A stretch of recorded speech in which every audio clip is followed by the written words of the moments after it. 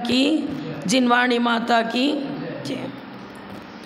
श्री वर्धमान वो तो नाय दीपिका क्या प्रमाणादर्थ संसिद्धि तदा वासादि पर्या इति वक्षेत लक्ष्म सिद्धमल्पम लघीयसम्।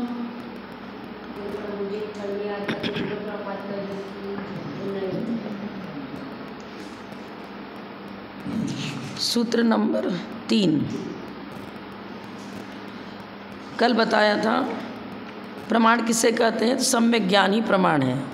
सम्यक ज्ञान कौन होगा? जो स्व और अपूर्व अर्थ का व्यवसायात्मक अर्थात निश्चयात्मक हो।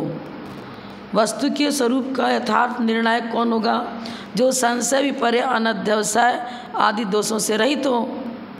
फिर हित की प्राप्ति और अहित का परिहार करने में जो समर्थ हो, उसे ही हम प्रामाणिक प्रमाण कहते हैं। और वह प्रमाण कौन बनेगा? तो ज्ञान में ही वो शक्ति है कि हमें हित की जानकारी कराए और अहित की भी जानकारी कराए। हित की ओर प्रवृत्ति, अहित से निवृत्ति कराने में सामर्थ्य किसका है? ज्ञान का ही है। और ज्ञान भी सम्यक होना चाहिए। सम्यक का मतलब संशय पर अनध्यवसाय से रहित। इतनी चर्चा कल हो चुकी थी। आज हम ये पढ़ेंगे 3 नंबर का सूत्र। तन्निश्चयात्मक समारोप विरुद्धत्वाद अनुमानवत्। निश्चयात्मकम समारोप विरुद्धत्वाद अनुमानवत्। तत् माने वह प्रमाण क्या होता है? वस्तु स्वरूप का निर्णायक निश्चयात्मक होता है। निश्चय मतलब कन्फर्म। वस्तु का स्वरूप ऐसा ही है, अन्य प्रकार नहीं हो सकता। वस्तु अनेक धर्मात्मक ही है। एक धर्मात्मक वस्तु ना लोक व्यवहार में घटित होती है, ना परमार्थ से घटित होती है। तो हर पहलू से किस अपेक्षा से वस्तु का स्वरूप क्या है? निश्चय से वस्तु नित्य है। व्यवहार से निश्चय का मतलब क्या कहेंगे? वस्तु का स्वरूप कैसा है? तो द्रव्य का कभी नाश होता नहीं। निश्चय नहीं कहो चाहे द्रव्यार्थिक नहीं कहो। द्रव्य का ना उत्पाद होता है ना व्यय होता है, पर द्रव्य के अंदर जो परिणमन होता है उस परिणमनशीलता की अपेक्षा अनित्यता घटित होती है। तो वस्तु नित्य भी है और अनित्य भी है। वस्तु का स्वरूप किस अपेक्षा से कैसा घटित होता है, हर पहलू से वस्तु के स्वरूप को जानना, यही निश्चय होगा। उल्टा सीधा जान लिया तो फिर संशय विपर्य अनध्यवसाय ये दोष आ जाएंगे। अब संशय किसे कहते हैं? संशय 2 कोटि में दोलायमान। 2 कोटि माने 2 पदार्थ होना चाहिए। जैसे सफ़ेद रंग की 2 वस्तु है, मट्ठा भी रखा है और दूध भी रखा है। सामान्य दृष्टि से वस्तु में सदृशता नजर आ रही है। सफ़ेदी उसमें भी है, इसमें भी है, लेकिन पदार्थ 2 है। अब 2 कोटि में दोलायमान का मतलब वस्तु 2 होना। अब दोनों को लेकर हम चर्चा कर रहे हैं, हम समझ में नहीं आ रहा है। कलर तो एक जैसा है, इसको मट्ठा कहें कि इसको दूध कहें। अब सामान्य पक्ष की अपेक्षा सदृशता और विशेष पक्ष क्लियर न हो, स्पष्ट न हो, तब ये संशय प्रकट होता है।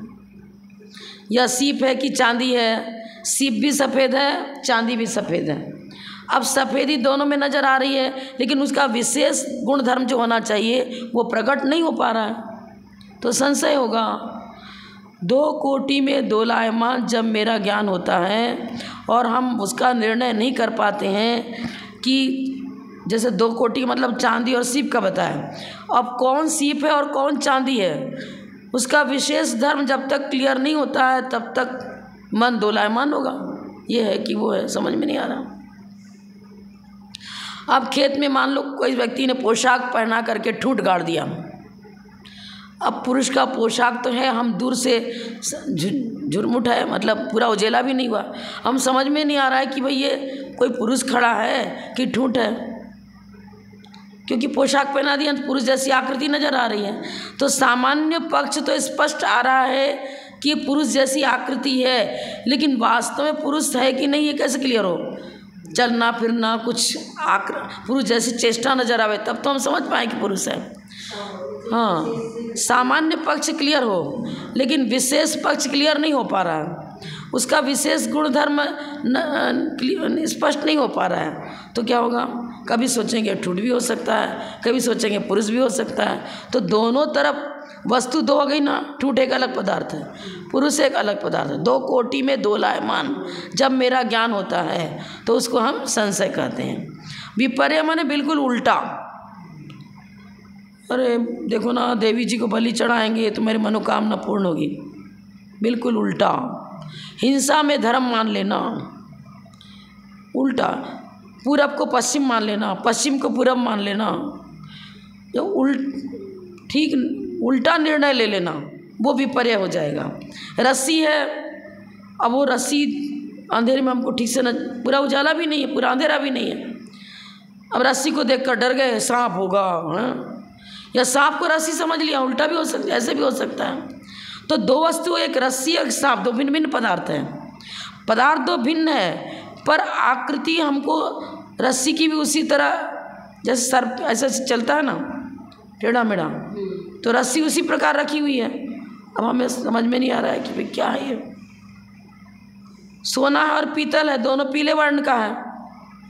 अब उसकी चमक दमक से हम समझ नहीं पा रहे भाई ये स्वर्ण है कि पीतल है। जब तक विशेष धर्म स्पष्ट ना हो तब तक निर्णय नहीं होता। तो विशेष धर्म का अस्पष्टीकरण जहाँ तक दो पदार्थ में रहेगा तब तक वो संशय चलता रहेगा।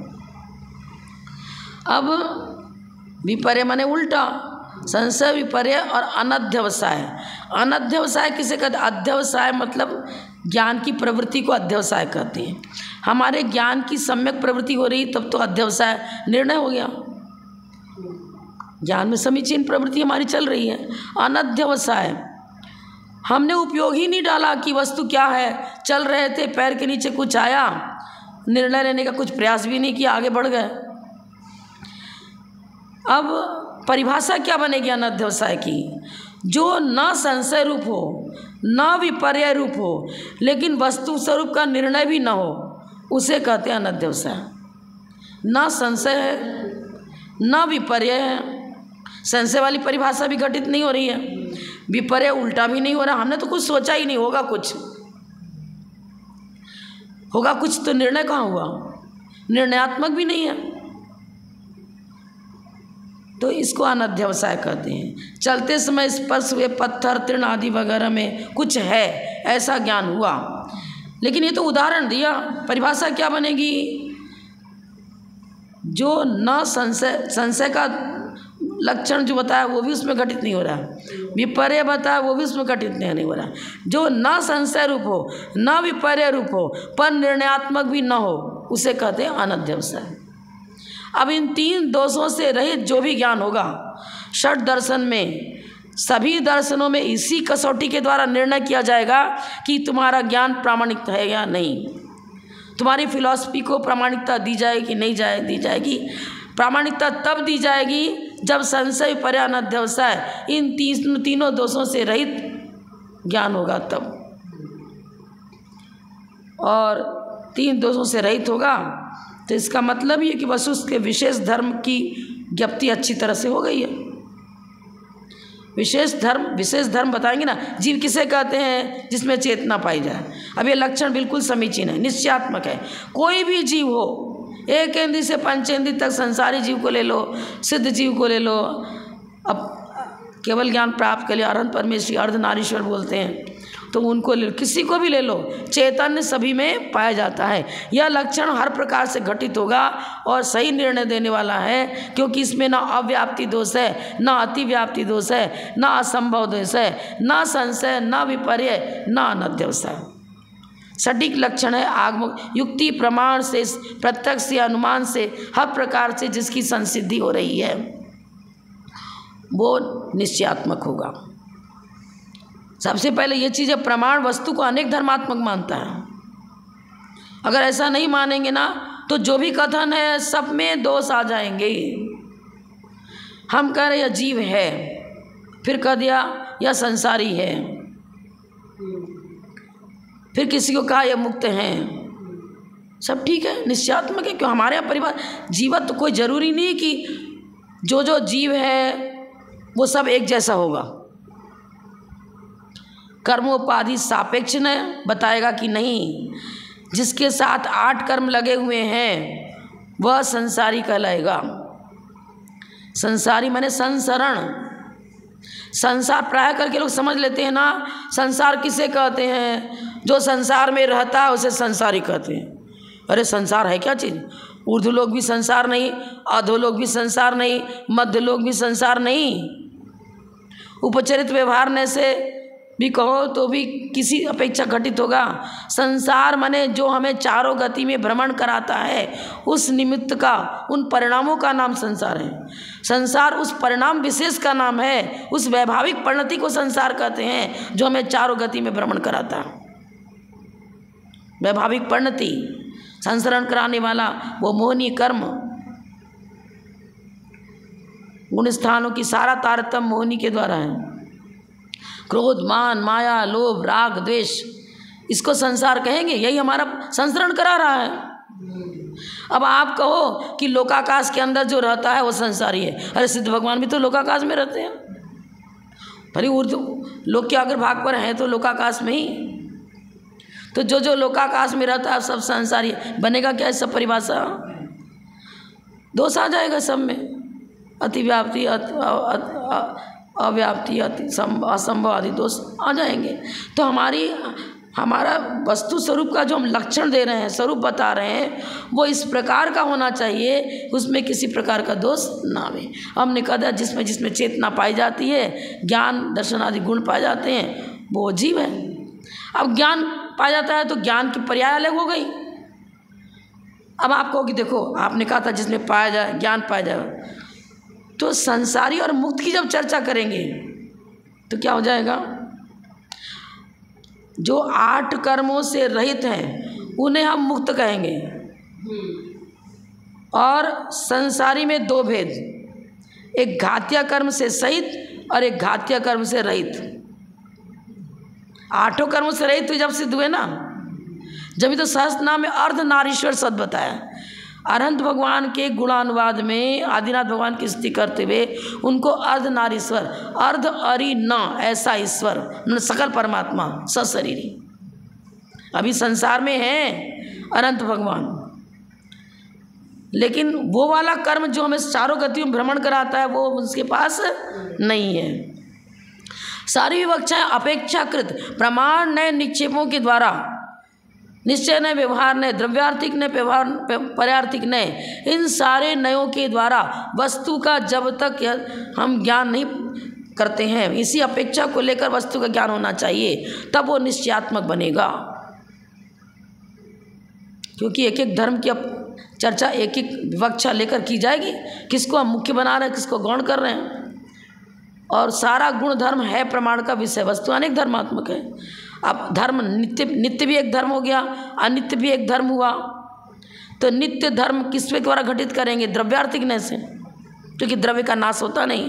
पर्यार्थिक नय से कहेंगे भाई पर्याय बदल रही है उसकी, अर्थ पर्याय, व्यंजन पर्याय। तो अनित्य भी है सारी। मतलब अब बौद्ध मत क्या है, सर्वथा क्षणिक मानता है। बौद्ध मत वालों ने प्रत्यक्ष और अनुमान 2 को प्रमाण माना है। बौद्ध मत प्रत्यक्ष और अनुमान 2 को प्रमाण मानता है, पर प्रत्यक्ष को निर्विकल्पक कहता है। अब जो निर्विकल्पक होगा वो प्रमाण कैसे बनेगा? सामान्य अवलोकन। हमारे यहाँ तो चैतन्य की 2 पर्याय मानी गई हैं, दर्शन सामान्य अवलोकन रूप ज्ञान, दर्शन निराकार होता है, ज्ञान साकार होता है।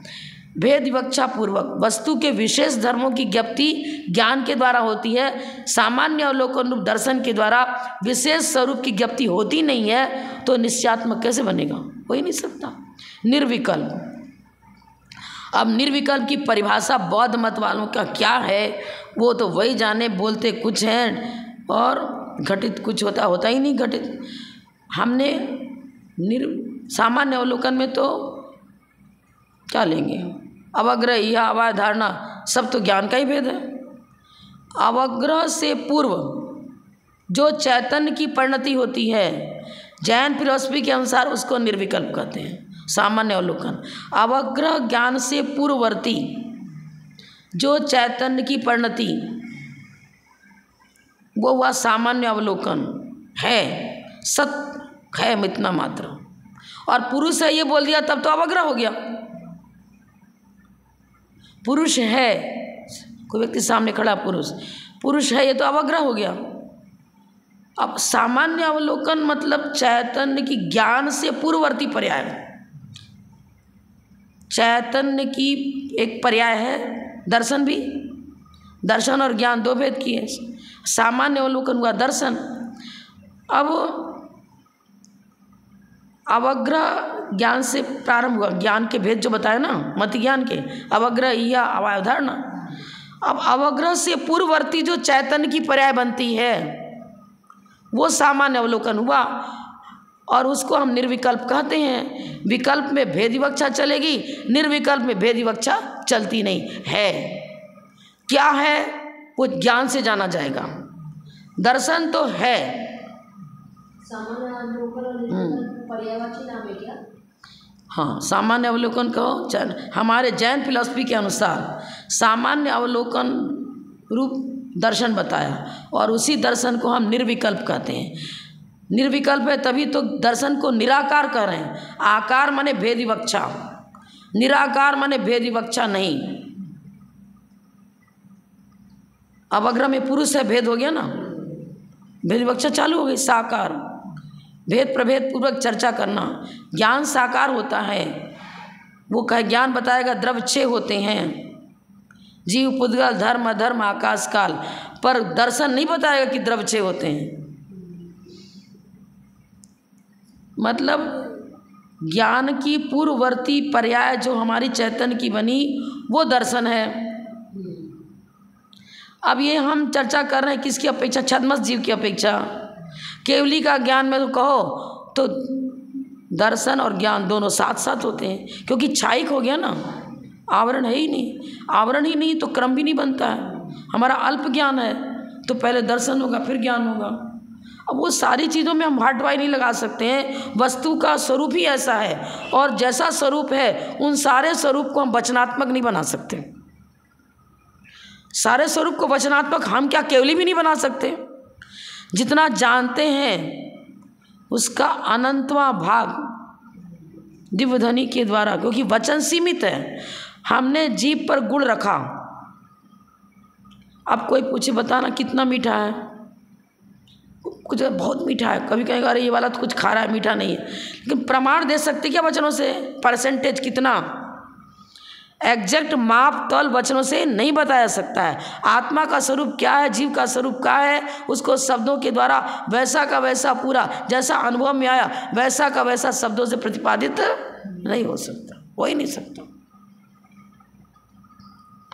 तो अब बौद्ध मत में तो प्रत्यक्ष और ज्ञान 2 प्रमाण माना, और प्रत्यक्ष को निर्विकल्प बता रहा है। बताओ, अब भोजाने इसको तो आप उससे अष्टशास्त्री वगैरह से जानो कि उसका क्या है।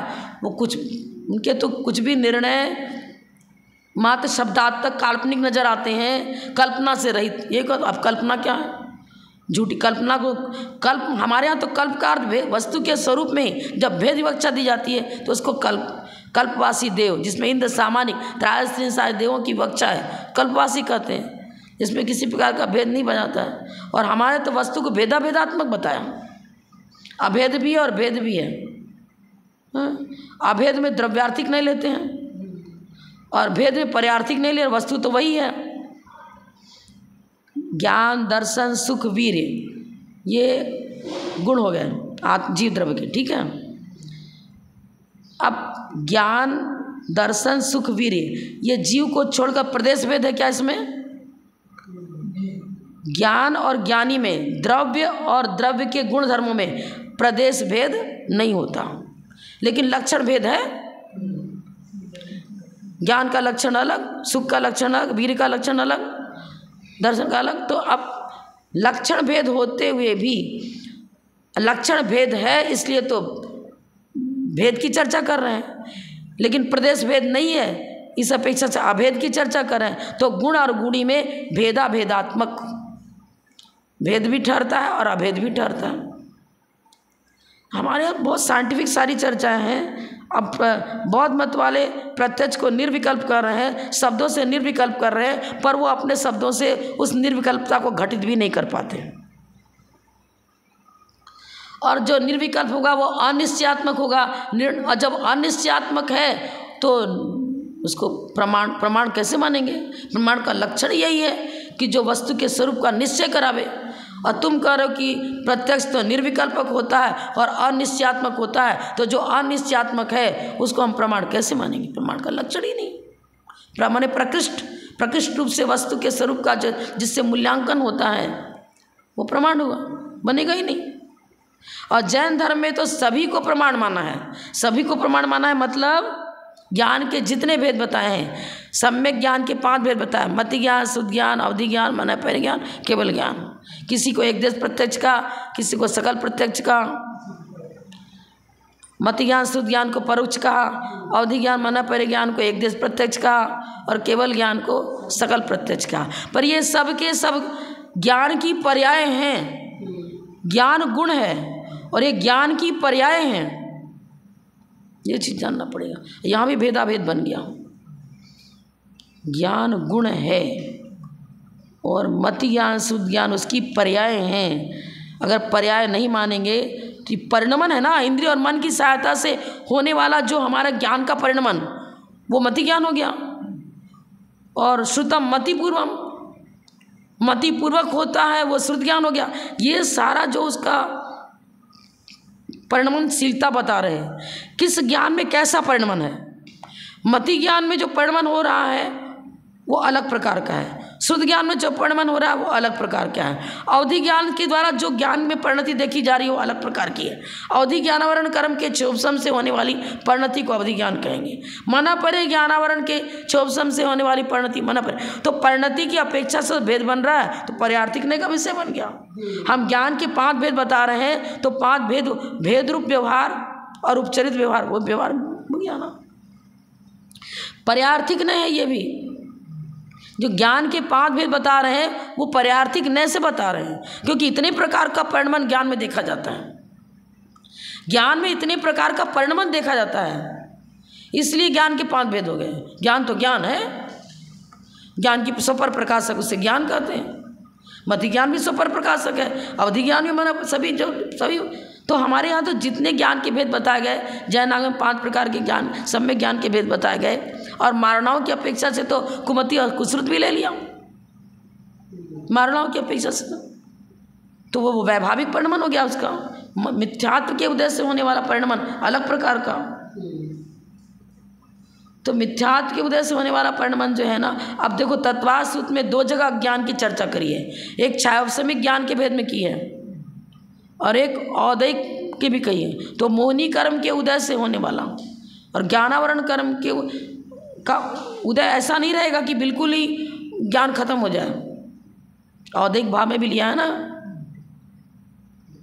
अज्ञान को, और छायोपशमिक भाव में भी लिया। उसकी चर्चा करेंगे तो बहुत लंबी हो जाए। तत्वार्थ सूत्र में होता है।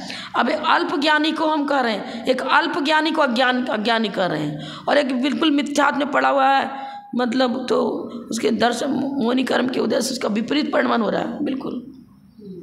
तो दोनों क्या ज्ञान में अंतर है ना, अंतर है। तो हमारे यहाँ तो सर्व वस्तु की इस प्रकार से चर्चा करी है, प्रमाण से, नय से, निक्षेप से, हर पहलू से वस्तु का सही निर्णय जो देता है उसे ही प्रमाण कहेंगे। और तुम प्रत्यक्ष को निर्विकल्प बता रहे हो तो निश्चयात्मक है ही नहीं, तो प्रमाण कहाँ से बनेगा ही नहीं। अनुमान को निश्चयात्मक मानता है, पर हमारे आचार्य बताएंगे तुमने जो अनुमान का लक्षण बताया है, क्या बताया उसने अनुमान का लक्षण? वो 3 मानता है, पक्ष, विपक्ष और सपक्ष। तीनों का होना अति जरूरी है। हमारे आचार्य बोलते हैं तीनों का होना कोई जरूरी नहीं है, अन्यथा अनुत्पत्ति तो ले लो। होने पर होना और नहीं होने पर नहीं होना, ऐसा हेतु होना चाहिए बस। अब बोलो जीव का सपक्ष कौन है?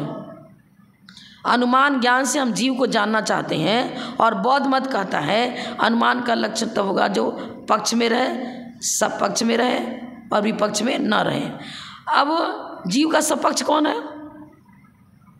छह द्रव्य में जीव का सपक्ष कोई है नहीं। जीव में ही ज्ञान गुण पाया था, तो पक्ष में ही सारे के सारे जीव द्रव्य पक्ष में आ गए। अब उसका सपक्ष कौन रहा ही नहीं। विपक्ष तो बन जाए ज्ञान में, जिसमें चेतना नहीं पाई जाती है। पुद्गल, धर्म, अधर्म, आकाश काल सभी। और हमने जीव का लक्षण क्या बताया? ज्ञान उपयोग जीव लक्षण। अब ये बता, इसमें हो जहाँ जहाँ उपयोग मतलब चैतन्य परिणति है वो जीव है। अन्यथा चैतन्य के होने पर ही जीव द्रव्य की चर्चा होगी। जब जीव है तो चैतन्य अवश्य है, चेतना है तो जीव अवश्य है। व्याप्ति बैठनी चाहिए। हाँ, बहुत सारे ऐसे। धर्म द्रव्य का सपक्ष कौन है जरा बताना? कोई नहीं मानेगा। जिसमें अनेक है, जैसे पुद्गल द्रव्य में है तो अनेक हैं, तो हम कह रहे कि भाई ये टेबल भी द्रव्य, ये भी पुद्गल द्रव्य है, ये रखा ये पुद्गल द्रव्य है, पुस्तक है पुद्गल द्रव्य है, सपक्ष बन जाएगा। अब सपक्ष जैसे एक केंद्रीय जीव ले लिया तो पृथ्वी का एक, जल का एक, अग्नि का एक, वायु का एक, सभी एक केंद्रीयत्व की अपेक्षा सब में। लेकिन हमारे यहाँ तो सारा कथन सापेक्ष है ना। और सही पूछो तो हम एक केंद्रीय जीव जिसको कह रहे हैं ना, वो बाह्य पहचान के द्वारा कह रहे हैं, उसका जीवत्व हमें नहीं दिख रहा है, बॉडी का संरचना दिख रहा है। और जो लक्षण उसने बताया कि मात्र स्पर्शन इंद्रिय जिसमें पाया जाता है, तो इस पर हम जान रहे कि देखो ये जीव है। पर्याय नजर आती हैं अन्यथा अनुत्पत्तित्व, होने पर होना, नहीं होने पर नहीं होना। अब यहाँ सब कुछ लक्षण आगे बताएंगे, एक एक चीज़ की पूरी अनुमान ज्ञान का विलक्षण बताएंगे। साधनात् साध्य विज्ञान अनुमानम, हमारे आचार्य बताएंगे। साधनात् साध्य विज्ञान अनुमान, साधन से साध्य को जानना। साधन क्या है? वो हेतु। हेतु कैसा होना चाहिए? अन्यथा अनुत्पत्तित्व को लिए हुए हेतु होना चाहिए। साधनात् साध्य विज्ञान अनुमानम, और वो पक्ष सपक्ष विपक्ष आदि की चर्चा करता है। सब अलग अलग चर्चा कर रहे हैं, बहुत मत, न्यायिक मत, कोई 5 मानते, कोई कुछ कोई कुछ। ये सब आप हम न्याय दीपिका में पढ़ चुके हैं। अब उसको दोहराने बैठेंगे तो मूल विषय छूट जाएगा। तो यहाँ क्या बता रहे हैं? तत् माने उस, जो जिस पदार्थ का, तत् माने वह प्रमाण, सम्यक ज्ञान को प्रमाण कहते हैं। वह सम्यक ज्ञान निश्चयात्मक पदार्थ का यथार्थ निर्णय कराने वाला होता है। समारोप विरुद्धत्वात्, समारोप माने सब प्रकार के दोषों से रहित, संशय परे अनध्यवसाय दोष, इसको इन्होंने समारोप कहा। सब विरुद्ध माने रहित, समारोप से विरुद्ध अर्थात सही निर्णय देने वाला, दोष रहित। अनुमानवत, आचार्य बता रहे तुमने अनुमान को क्या बताया?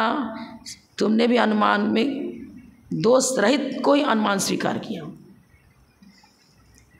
जैसे कि जो विपक्ष में भी अव्याप्ति, अतिव्याप्ति, असमझ। अग्नि तालाब में नहीं है और हम तालाब में अग्नि को घटित करें तो समारोप हो गया। इस तरह का उदाहरण वो भी दे रहा है कि भाई रसोई घर में अग्नि है, सपक्ष हो गया, पर्वत पर अग्नि पक्ष हो गया, और तालाब में अग्नि नहीं, विपक्ष हो गया। इस प्रकार वो घटित करता है अपने अनुमान को। बहुत हमारे आचार्य बोल रहे हैं तुम जिस प्रकार अनुमान को प्रमाणता देते हो और उसकी सिद्धि करते हो, तुम्हारे यहाँ मात्र अनुमान से पदार्थ का निर्णय होता है। पर जैनाचार्य बोल रहे हैं कि ने मेरे यहाँ तो सभी ज्ञान को निश्चयात्मक बताया। तुम मात्र अनुमान को निश्चयात्मक बताते हो, प्रत्यक्ष को निर्विकल्प बताते हो, पर क्या होगा? ऐसा तुम्हारा कथन यथार्थ नहीं है, उसमें अनेक प्रकार के दोष आ जाते हैं। और जो सर्वथा क्षणिकवादी है उसमें तो अनुमान भी कैसे घटित होगा? सर्वथा क्षणिक है। अब क्षणिक में तो प्रतिस्म वस्तु समूल नष्ट होती जा रही है। जब समूल नष्ट ही हो गई, अब किसके प्रति अनुमान लगाएंगे? अस्तित्व मानो तब तो अनुमान भी होगा। पक्ष का भी अस्तित्व मानना पड़ेगा, सपक्ष का भी अस्तित्व मानना पड़ेगा, विपक्ष का भी अस्तित्व मानना पड़ेगा। और सर्वथा क्षणिक में तो कहाँ घटित हो? किस में घटित होगा? घटित ही नहीं होगा। संस्कृत में यथा समारोप विरुद्धत्वात् बौद्ध अंगीकृतम अनुमानम, बौद्ध क्या बता रहा है? सब प्रकार के समारोप से रहित अनुमान ज्ञान होता है। इसलिए अनुमान ज्ञान को तन्मते उस बौद्ध मत में निश्चयात्मक बताया है। तथा उसी प्रकार अरहंत मत में अरहंत मत में तो जो ज्ञान समारोप रहित है, चाहे वो प्रत्यक्ष हो, परोक्ष हो, एक देश प्रत्यक्ष हो, कोई भी हो, जहाँ जहाँ संशय पर्यावरण अध्यवसाय नहीं है, जहाँ जहाँ अव्याप्ति अतिव्याप्ति असंभव दोष नहीं है, हमारे जैनाचार्यों ने तो समारोप से रहित सारे ज्ञानों को प्रामाणिकता दी है, चाहे वो प्रत्यक्ष हो, चाहे इंद्रिय प्रत्यक्ष हो, चाहे सकल प्रत्यक्ष हो, चाहे पारमार्थिक प्रत्यक्ष हो। समझ में है ना? सकल प्रत्यक्ष का हो चाहे पारमार्थिक प्रत्यक्ष का, एक ही बात है। सभी प्रकार के हमारे यहाँ पारमार्थिक प्रत्यक्ष में किसको लिया? केवल ज्ञान को। एक देश पारमार्थिक प्रत्यक्ष अवधि ज्ञान बना परिज्ञान, और प्रत्यक्ष के दो भेद किए। तत्वार्थ सूत्र के अनुसार आद्य परोक्षम, इंद्रिय और मन की सहायता से जो ज्ञान होता है उसको परोक्ष कहा है। तर्क शास्त्र में न्याय ग्रंथों में सामव्यावहारिक प्रत्यक्ष की भी चर्चा करी है। सामव्यावहारिक प्रत्यक्ष माने इंद्रियों के द्वारा जो हमें जानकारी होती है, और वो उसको सामव्यवहारिक माने व्यवहारने से,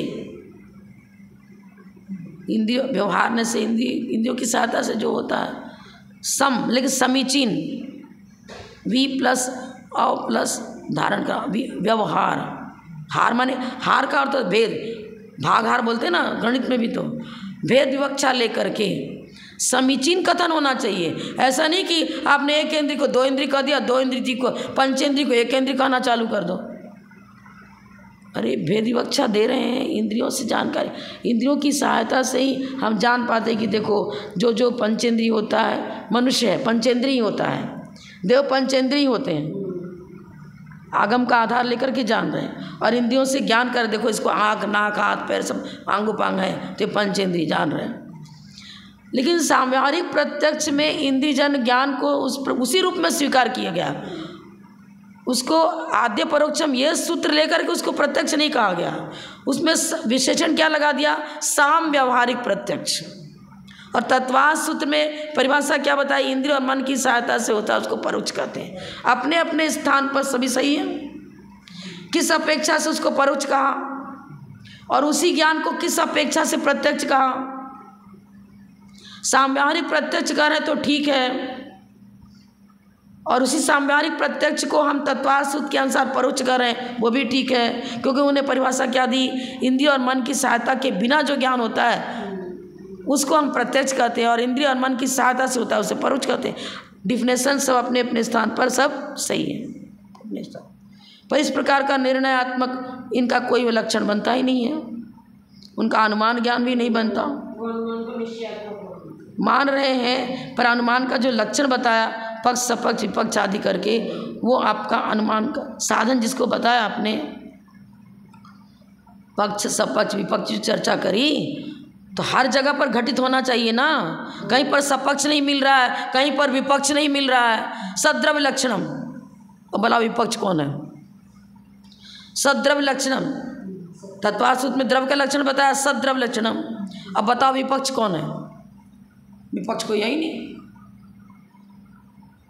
कोई ऐसा चीज़ है जिसमें सद्रव्य ना, ये लक्षण ना पाया जाए। छौ के छौ द्रव्य सतरूप में, दुनिया की जितनी प्रत्यय इंद्रिय गोचर विषय हो, चाहे अतीन्द्रिय विषय हो, मौजूदगी तो है ही ना। अब ना विपक्ष है ना सपक्ष है, और तुम अनुमान में अनिवार्य लक्षण क्या बता रहे हो? पक्ष सपक्ष विपक्ष का होना। जो हेतु पक्ष में भी रहे सपक्ष में भी रहे, वह विपक्ष में न जाए, उसको तुमने हेतु बनाया, और उस हेतु से तुम अनुमान की सिद्धि कर रहे हो। जिस हेतु को तुमने स्वीकार किया उस हेतु में 3 लक्षण बताया, और हमारे आचार्य बताए तुम्हारा हेतु अव्याप्ति अतिव्याप्ति आदि और असंभव दोष से सहित है, इसलिए तुम्हारा हेतु प्रामाणिकता को लिए हुए नहीं है, प्रमाणभूत नहीं है। कैसे? हमने बता दिया, सद्रव्य लक्षणम। बताओ, सत को मन क्या बताया? हेतु बताया, और द्रव्य को साध्य बनाया। द्रव्य किसे कहते हैं? जिसमें सत जो मौजूद, अस्तित्व धर्म मौजूद हो। अब इसमें सपक्ष कौन है, विपक्ष कौन है? बताओ। सत में तो सभी आ गए, पक्ष में ही आ गए, सपक्ष कोई रहा ही नहीं, और विपक्ष भी कोई नहीं रहा। तो फिर कहाँ तुम्हारा तो अव्याप्ति असंभव आदि दोषों से रहित हो गया। पर हम ये बताते हैं उसी लक्षण को हम लक्षण मानते हैं जिसमें अव्याप्ति, अतिव्याप्ति, असंभव दोष आता ही नहीं है। हमने तो सद्रव्य लक्षण हम कहा, अन्यथा अनुत्पत्ति हो रहा है, होने पर होना, नहीं होने पर नहीं होना। जो जो सत है वो द्रव्य है, जो जो द्रव्य है वो सत है। व्याप्ति बैठ रही ना, होने पर होना, नहीं होने पर नहीं होना। अन्वय व्यतिरेक दोनों बैठ रहा है, और अन्वय व्यतिरेक जिसने पाया जाए उसी को हमने हेतु बताया। सही हो गया हमारा, तो उनका खंडन हो गया। आगे का सूत्र, अनिश्चितो अपूर्वार्थ, अनिश्चितो पूर्वार्थ। ये खंडाकार जो आ देते हैं ना, संधि विच्छेद कर दिया था हमने, एक साथ बोलेंगे तो को थोड़ा सा लंबा ले जाएंगे। अनिश्चितो पूर्वार्थ, ऐसा बोलने समझ में आएगा कि यहाँ पर अ था, क्योंकि ए दोत्परा लोपम अकार, ऐसा कातंत्र का सूत्र है। ए और ओ के आगे आने वाले अकार का लोप हो जाता है। ए दोत्परा लोपम अकार, ऐसा कातंत्र का सूत्र है। उसके अनुसार यहाँ इस प्रकार की रचना करी है खंडाकार अ की। अनिश्चितो, जब तक पदार्थ का निर्णय नहीं हुआ है तब तक उस अनिश्चित को ही अपूर्व कहेंगे। जिसको नहीं जाना, अब निर्णय हो ही चुका, तब उसको जानने की चेष्टा ही नहीं होगी। हम जानते हैं कि क कैसे लिखा जाता है, ख कैसे लिखा जाता है, वर्ण अक्षर सब पहचान रहे हैं। अब हमें हमारा ज्ञान जिसको निर्णित कर चुका है उधर प्रवृत्ति करता ही नहीं है। सेंटेंस लिखेगा और एक क कैसे लिखा था सोचेगा क्या, मालूम ही है। जो ज्ञात विषय है उसके प्रति पुरुषार्थ नहीं होता, जो अज्ञात है उसके प्रति पुरुषार्थ होता है, और उसके निर्णय के लिए हमारे ज्ञान की प्रवृत्ति होती है। अपूर्व होना चाहिए। अपूर्व माने जिसको अभी तक नहीं जाना है। अब आप कहो कि अपूर्व रहा क्या? पर्यार्थिक नय से अपूर्व आदि की चर्चा हमारे साथ भी आती है। मति श्रुतियों निबंधो द्रव्येश्वासर पर्यायसु, मति और श्रुत ज्ञान के द्वारा सभी द्रव्यों को हम सामान्य से जानते हैं। सभी द्रव्यों को सामान्य से माने आगम के ऐसे लेके जान रहे हैं। प्रमाणिकता तो दे रहे हैं, हाँ 6 द्रव्य होते हैं। इंद्रियों के द्वारा 6 द्रव्य की जानकारी नहीं हो रही है, पर आगम से तो हो रही है ना। मति और श्रुत ज्ञान क्या के लिए श्रुत क्या बनाया था? तो मति श्रुतियों निबंधो द्रव्येषु असर पर्यायसु, सभी पर्यायों को मति ज्ञान श्रुत ज्ञान के द्वारा नहीं जाना जाता है। अवधि ज्ञान मन परे ज्ञान के द्वारा भी सद्रव्य पर्याय से केवलस्य, सभी द्रव्य और सभी पर्यायों को तो मात्र केवल ही जानते हैं। हमारे सारी जब तक छद्मस्त अवस्था है तब तक अर्थ का विशेषण अपूर्व अपूर्व लगता ही रहेगा। तब तक, कब तक? जब तक केवल ज्ञान नहीं हुआ। अब आप कहो कि फिर केवल ज्ञान क्या निर्णयात्मक नहीं हुआ क्या? केवल ज्ञान निर्णयात्मक नहीं, सभी ज्ञान को निर्णयात्मक। अब केवल ज्ञान के द्वारा जो ज्ञेय पदार्थ जाने जा रहे हैं उन ज्ञेयों में परिणमन हो रहा है। और गुण पर्यवद द्रव्यम, केवली भी एक तो जीव हैं, जीव द्रव्य हैं, और गुण पर्यवद द्रव्यम, उनमें भी षड्गुण हानि विधि परिणमन जो स्वभाव अर्थ पर्याय उनमें भी होता है। और ज्ञेय पदार्थों की अपेक्षा भी उनमें परिणमन हो रहा है। केवली के ज्ञान में सभी द्रव्य, सभी गुण, सभी पर्याय एक साथ झलकते हैं। ये उत्तर द्रव्यार्थिक नय की अपेक्षा काल भेद रहित जो चर्चा है वो द्रव्यार्थिक नय का विषय हुआ, और काल भेद सहित जो चर्चा है वो पर्यार्थिक नय का विषय हुआ।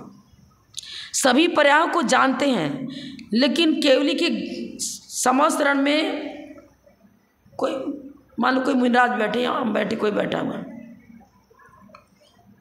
वो उनकी पूर्व पर्याय भी केवली के ज्ञान में झलक रही है, आगे की पर्याय भी झलक रही है, और वर्तमान पर्याय भी झलक रही है। लेकिन वर्तमान पर्याय में पूर्व पर्याय का प्राग अभाव है, और वर्तमान पर्याय में आगामी पर्याय का प्रध्वंसा भाव है। इस विवक्षा को लिए हुए केवली के ज्ञान में पदार्थ झलक रहा है। क्या केवली के ज्ञान में वर्तमान पर्याय, सैनिक महाराज बैठे थे महावीर भगवान के संवत्सरण में, क्या उनकी वर्तमान पर्याय को नरक पर्याय सिद्ध हो रही क्या केवली के ज्ञान में? उनकी भूत पर्याय भी झलक रही, वर्तमान भी झलक रही, भविष्य भी झलक रही है, सभी झलक रही है। त्रैकालिक पर्याय काल भेद पूर्वक चर्चा देखो, त्रैकालिक पर्याय एक साथ झलक रही है, लेकिन वर्तमान वर्तमान के रूप में झलक रही है, भूत भूत के रूप में झलक रही है, भविष्य भविष्य के रूप में झलक रही है, तीनों एक साथ झलक रही है। यहाँ पर चित्र बना दिया आपने, मंदिर में चित्र बना रहता है पार्श्वनाथ भगवान की भवावली, सब दीवार पर भित्ति पर सारे चित्र हैं, लेकिन सारे चित्र को जब पर्यायर्थिक से उसका विवेचन होगा तो जब केवल ज्ञान हो गया तभी उनको अरहंत कहेंगे। उसके पहले की जो भूमिका दे रहे पर्याय को केवली कह देंगे क्या? भगवान महावीर के संवत्सरण में श्रेणी का ये भी आ रहा है कथन कि आगे तीर्थंकर होने वाला है, आ रहा है ना। तो उनके ज्ञान में जो पर्याय झलकी, तीनों काल संबंधी पर्याय, तीनों काल लगा रहे ना, तीनों काल संबंधी पर्याय, लेकिन वर्तमान पर्याय को भूत पर्याय घटित नहीं किया जा रहा है, भूत पर्याय को वर्तमान पर्याय घटित नहीं किया जा रहा। एक साथ झलकते हुए भी जो वर्तमान पर्याय में बैठा हुआ है उसकी वर्तमान पर्याय मनुष्य के रूप में ही घटित होगी। भूत को वर्तमान नहीं कर सकते और भावी को वर्तमान नहीं कर सकते। एक साथ झलकने का मतलब उनके ज्ञान की निर्मलता है, लेकिन मन वो उनके ज्ञान को उनका ज्ञान ये नहीं बता रहा है कि सैनिक महाराज अभी केवली बन गए। उनका ज्ञान ये बता रहा है क्या? उनका ज्ञान ये बता रहा है कि अभी नरक में सैनिक महाराज बैठे हैं तो केवली हो चुके। क्षमता, योग्यता, तीर्थंकर प्रकृति की सत्ता को लेकर बैठे हुए हैं। जब तो गणधर की आवश्यकता हुई, भेद विवक्षा पूर्वक सारी चर्चा उस केवली के ज्ञान में के उनकी दिव्यधनी के द्वारा जो प्रतिपादित हुआ, वो बीज बुद्धि धारी वाले, कोट बुद्धि बीज बुद्धि वाले धारी, वो चार ज्ञान के धारी होते हैं गणधर। अगर ना हो तो इनलार्ज कैसे करें, कैसे करें? सब एक साथ झलकते हुए भी गुण पर्याय वद द्रव्यम ये लगाना पड़ेगा। वर्तमान पर्याय कौन, भूत पर्याय कौन, भविष्य पर्याय कौन? गुण पर्याय वद द्रव्यम, तीनों काल संबंधी सभी पर्याय एक साथ झलक रही हैं, पर झलकते हुए यह सिद्ध नहीं किया जा रहा है कि वर्तमान को भूत सिद्ध किया जाए, भूत को वर्तमान सिद्ध कर दिया जाए और वर्तमान को भावी सिद्ध कर दिया जाए। ये चर्चा नहीं है वहाँ पर। वो ज्ञान भी प्रामाणिकता को लिए हुए हैं। सारी पर्यायों की यथावस्थित विवक्षा है, सारे पर्यायों की यथावत विवक्षा है। हम एक साथ कोई चीज़ का अनुभव कर रहे हैं, आपने कचौड़ी जीभ पर रखी, कचौड़ी का एक साथ स्वाद है कि कचौड़ी है, लेकिन जब पूछा जाए कि इसमें नमक कितना है, इसमें मसाला मिर्ची कितनी है, तो अब उपयोग एक तरफ गया।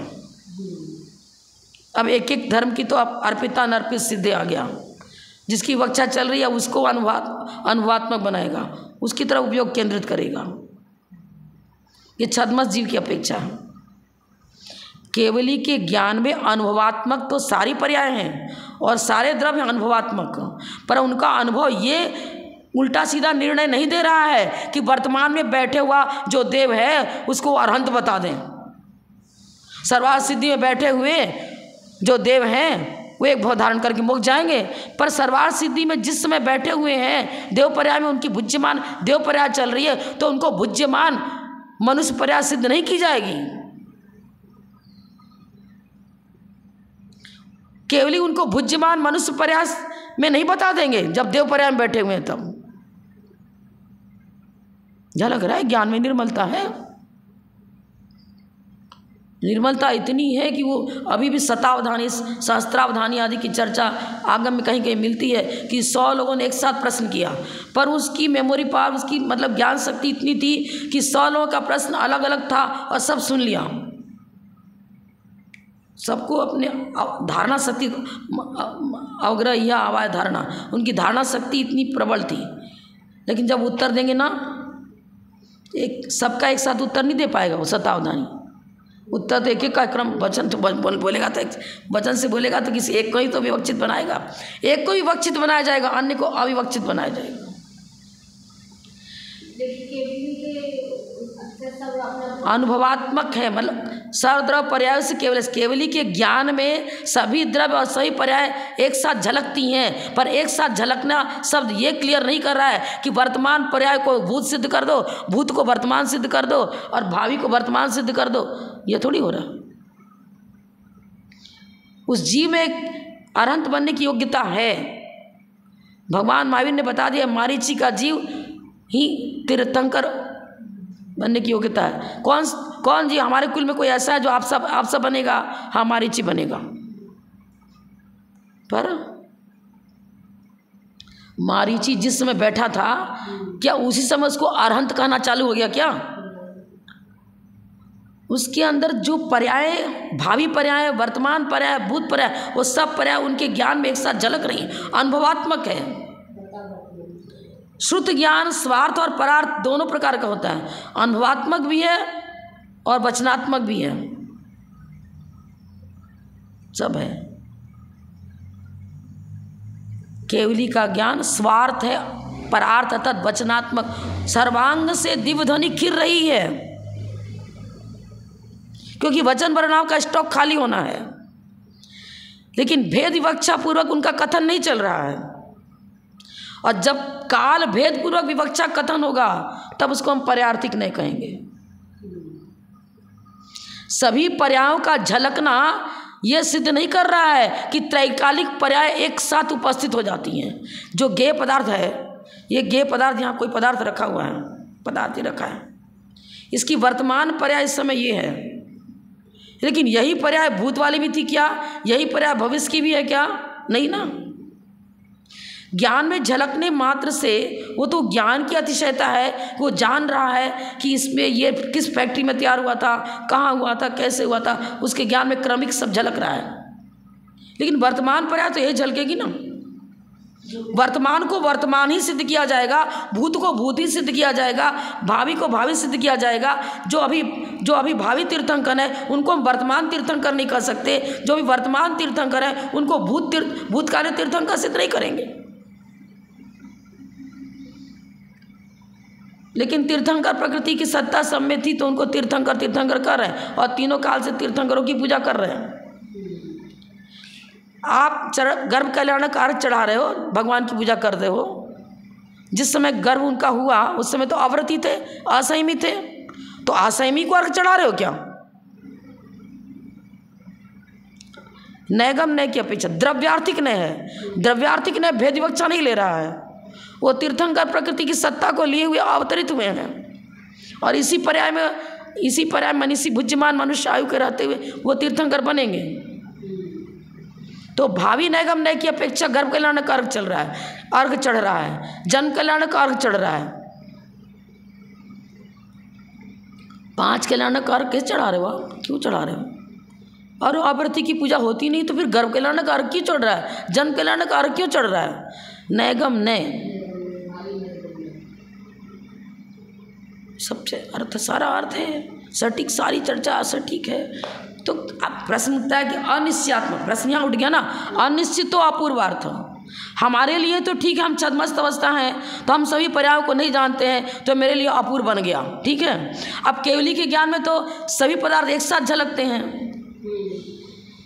लेकिन गुण पर्य व द्रव्यम, जब द्रव्य की चर्चा चलेगी तो द्रव्यार्थिक ने काल भेद के बिना चर्चा करेगा, पर्यार्थिक ने काल भेद पूर्वक चर्चा करेगा। तो काल भेद पूर्वक जब चर्चा आएगी, पर्यार्थिक ने का जब वही द्रव्य जब पर्यार्थिक ने का विषय बनता है तो क्या हो जाएगा? उस केवली के ज्ञान में भी कोठे में बैठा हुआ देव वर्तमान पर्याय की अपेक्षा देव, अब वो देव किस पर्याय से पहले आया था?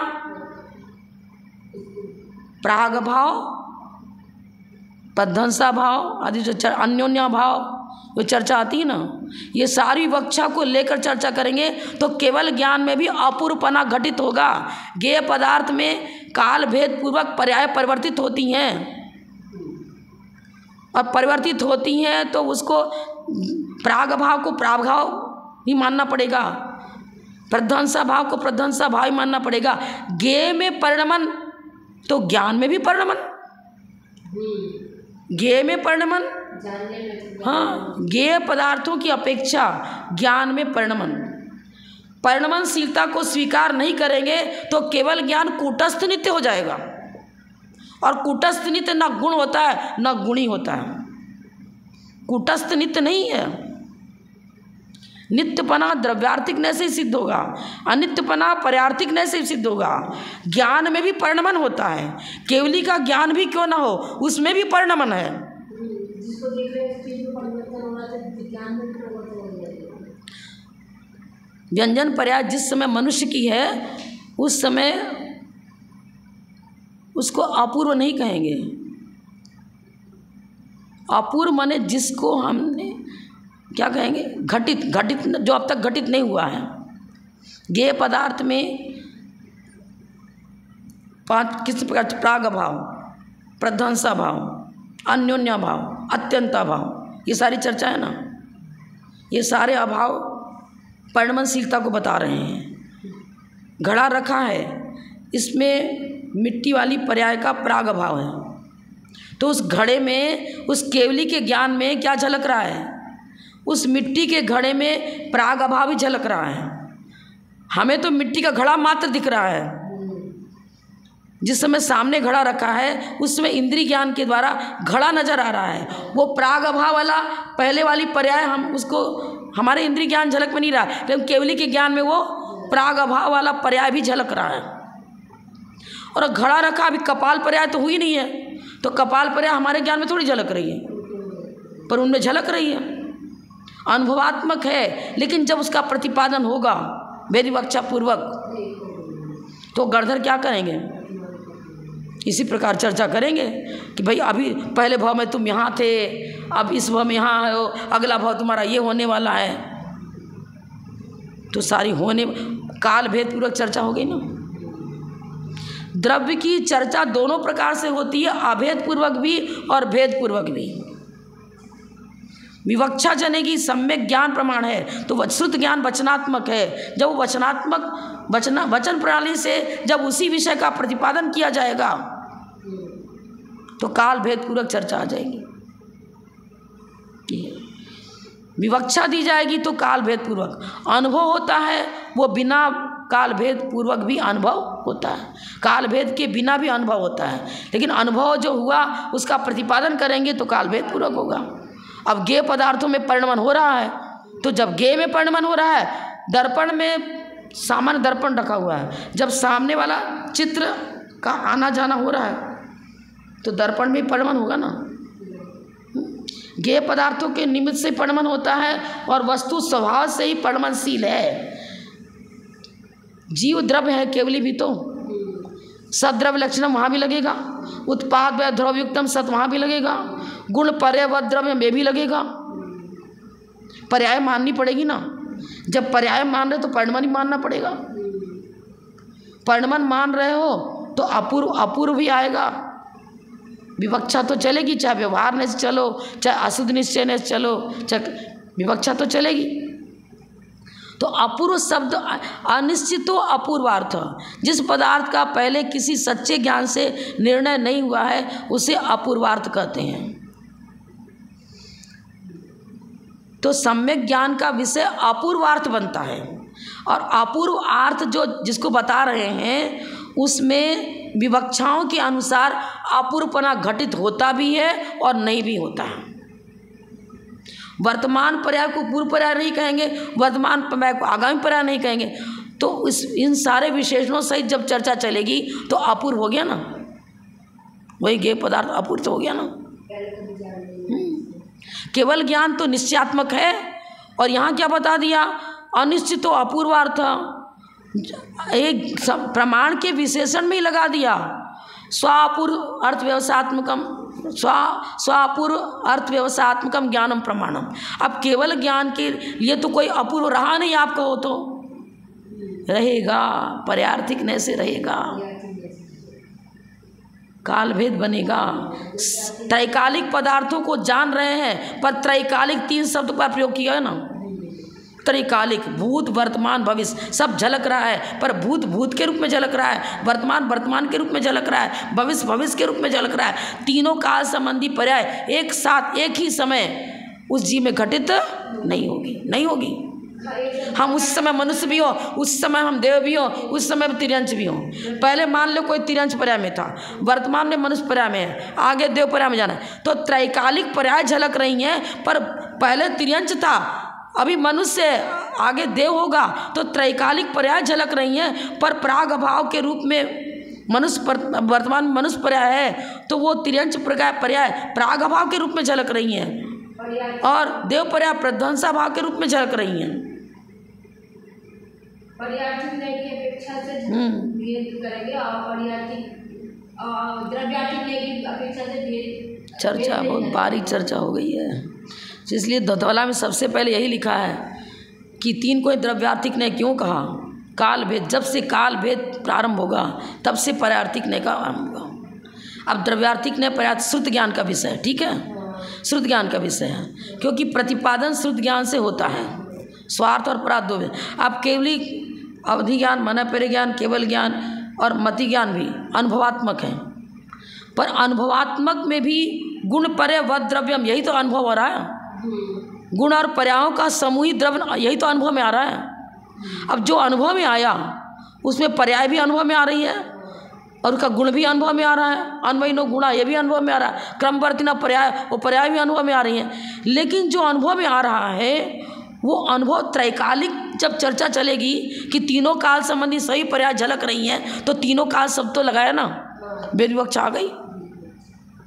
वर्तमान मनुष्य पर्याय है, पहले तिर्यंच पर्याय में था, तो मनुष्य पर्याय में ही वो तिर्यंच पर्याय प्राग अभाव के रूप में झलक रही है, और मनुष्य पर्याय में ही आगे होने वाली देव पर्याय प्रध्वंसा भाव के रूप में झलक रही है, प्रध्वंसा भाव के रूप में झलक रही है,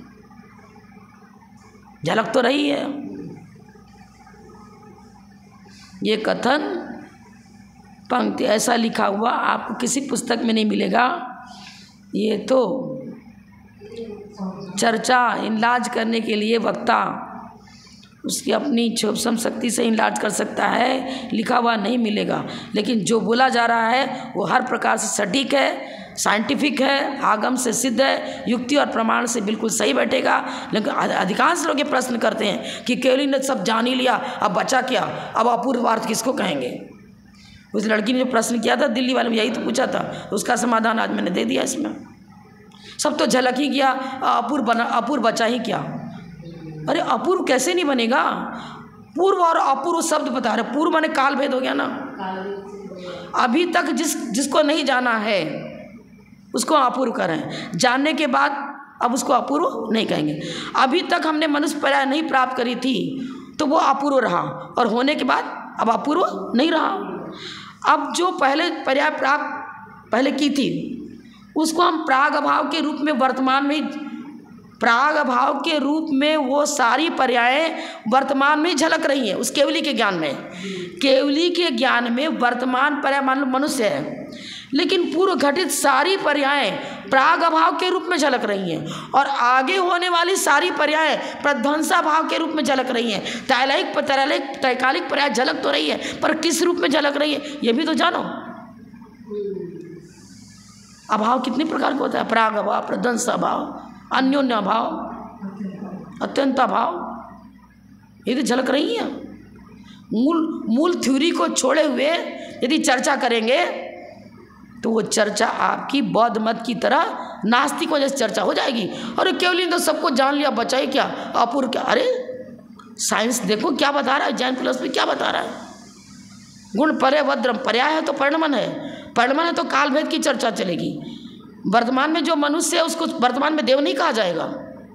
यदि वो देव पर्याय में आगे जाने वाला है तो प्रध्वंसा भाव के रूप में वो देव पर्याय केवली के ज्ञान में झलक रही है।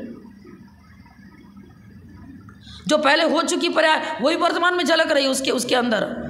गे मनुष्य, सामने वाला मनुष्य जो है वो गे बन रहा है ना, केवली के ज्ञान का विषय बन रहा है। लेकिन केवली के ज्ञान का वो विषय बन रहा है तो उसकी बात वर्तमान पर्याय मात्र गे नहीं बन रही है, उसकी भावी पर्याय भी गे बन रही है, उसकी भूत पर्याय भी गे बन रही है। पर भूत पर्याय भूत के रूप में गे बन रही है, भावी पर्याय भावी के रूप में गे बन रही है। गे तो एक साथ बन रही है, क्योंकि त्रैकालिक पर्यायों को जानने की क्षमता केवली में है, पर त्रैकालिक पर्यायों को जानने की क्षमता बता रहे हैं। ये शब्द भी क्लियर कर दे रहा है कि किस प्रकार झलक रही है, सब झलक रही।